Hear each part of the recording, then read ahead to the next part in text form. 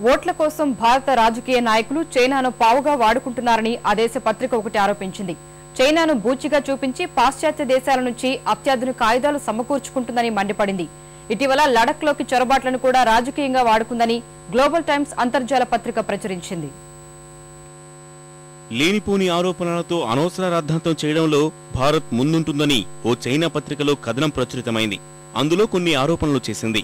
దేశంలో ఏ సమస్య తలెత్తినా దాన్ని రాజకీయం చేసేందుకు ఆ దేశ రాజకీయ నేతలు వెనకడబోరని అందులో వ్యాఖ్యానించింది. చైనా భారత్ సరిహద్దు ఒప్పందాల మేర తమ దేశం నడుచుకుంటున్నా అనవసర రాద్ధాంతం చేస్తున్నారని చైనా అధికార కమ్యూనిస్టు పార్టీకి చెందిన గ్లోబల్ టైమ్స్ అంతర్జాల పత్రిక కథనంలో పేర్కొంది.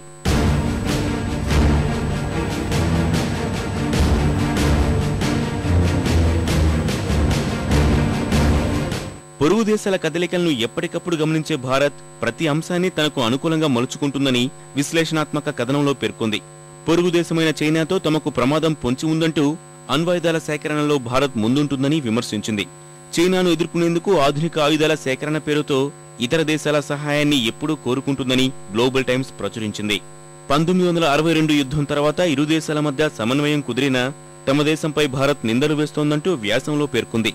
తాము సరిహద్దు ప్రాంతాల్లో క్రమశిక్షణగా నడుచుకుంటున్నా ఆక్రమణ పేరుతో తాము ముందుకెళ్తున్నామనే సందేశాన్ని ఇతర దేశాలకు ఇవ్వటంలో భారత్ ముందుంటుందని వ్యాఖ్యానించింది. అమెరికా, జపాన్ సహా పలు దేశాల సహాయం పొందడం కోసం చైనాపై అభండాలు మోపడం సమంజసం కాదంటూ కథనంలో పేర్కొంది.